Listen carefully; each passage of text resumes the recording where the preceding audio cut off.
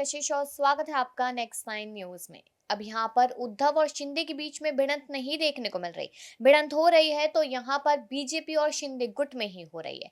कहा जा रहा है कि वो समय शायद ज्यादा दूर नहीं जब यहाँ पर शिंदे गुट बीजेपी से अलग होता हुआ नजर आएगा। एक बयान आया था जयंत पाटिल का जिसमें उन्होंने कहा था कि यहाँ पर बीजेपी और एनसीपी ही आमने सामने चुनाव लड़ती नजर आएगी, या फिर ये कह लीजिए कि पूरा एमवीए गुट यहाँ पर बीजेपी के संग चुनाव लड़ेगा। और कहीं ना कहीं अगर देखा जाए यहाँ पर तो साफ तौर पे अभी नाराजगी जो है वो गुट में देखने को मिल रही है, यानी कि शिंदे गुट में। अब उन्होंने साफ तौर पे कहा लोकसभा चुनावों की सीटों को लेकर यहाँ पर 248 सीटों की बात की जा रही है और सब पर यहाँ पर बीजेपी लड़ने की बात कर रही है और कुछ बची कुछ सीटों पर शिंदे गुट को आगे किया जाएगा, जिसको लेकर उनके सारे नेता यहाँ पर नाराजगी दिखाते हुए नजर आ रहे हैं। उन्होंने कहा कि हम कोई बची कुची पार्टी नहीं है, हम असली शिव सैनिक है, हम वो शिव सैनिक है जो बाला साहेब ठाकरे जी के थे। ये बात यहाँ पर शिंदे गुट की तरफ से कही गई। उन्होंने कहा कि कम से कम 100 से 103 सीटों पर हम लोग चुनाव लड़ेंगे, लेकिन माना ये जा रहा है कि बीजेपी 48 से 50 सीटें कहीं ना कहीं शिंदे गुट को देती नजर आएगी। अब देखा जाए तो विधायकों की संख्या तो है यहाँ पर शिंदे गुट के पास, लेकिन बीजेपी अपने आप को ज्यादा स्ट्रॉन्ग करना चाहती है, ना कि यहाँ पर शिंदे गुट को। शिंदे से फायदा ये हुआ कि महाराष्ट्र में बीजेपी की पार्टी आ गई, तो इस वजह से उन्होंने शिंदे गुट के साथ गठबंधन कर लिया। लेकिन शिंदे को हमेशा बनाए रखना पॉसिबल नहीं है। क्यों? क्योंकि शिंदे यहाँ पर मुख्यमंत्री, और मुख्यमंत्री तो देवेंद्र फडणवीस को भी बनना है।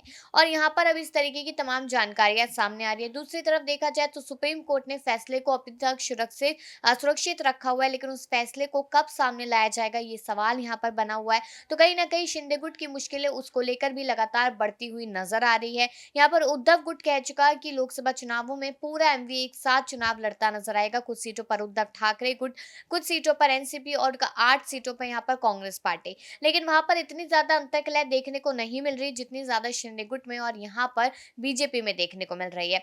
अब यहाँ पर शिंदे का एक बयान भी सामने आया था जिसमें उन्होंने उद्धव ठाकरे के लिए कहा था कि मैं खुददार हूँ, यहाँ पर गद्दार नहीं हूँ। और जब हमने ये रिपोर्ट साझा की आप लोगों के साथ तो कमेंट सेक्शन पूरा भरा पड़ा था उसमें, जिसमें ये कहा जा रहा था कि शिंदे गद्दार ही है। शिंदे खुददार नहीं है, गद्दार है, तभी तो पार्टी को छोड़ वो अलग राज्य में भाग गए। अगर पार्टी छोड़नी ही थी तो यहाँ पर पार्टी छोड़ते, इस्तीफा देते और उसके बाद उसी राज्य में रुकते, लेकिन नहीं, उनको डर था कि उद्धव ठाकरे क्या गुट क्या ही कुछ करता नजर आएगा। तो ये भी सवाल यहाँ पर खड़े हो गए। और देखा जाए कि जिस तरीके से नाराजगी यहाँ पर शिंदे गुट और बीजेपी में देखने को मिल रही है, तो यही कयास लगाए जा रहे हैं कि यहाँ पर कहीं ना कहीं पार्टी अलग होती नजर आएगी और इसका फायदा पूरी तरीके से एमवीए गुट उठाता नजर आएगा। क्योंकि जयंत पाटिल का साफ तौर पे कहना है कि वो समय दूर नहीं जब यहाँ पर शिंदे गुट का अस्तित्व ही पूरी तरीके से खत्म हो जाएगा। लेकिन अब देखना यह है यहाँ पर कि आखिरकार शिंदे गुट क्या अपनी नाराजगी इसी तरीके से दिखाता है और नाराजगी मिटाने के लिए क्या बीजेपी कुछ कदम उठाती है या फिर नहीं, या शिंदे गुट अलग होता है।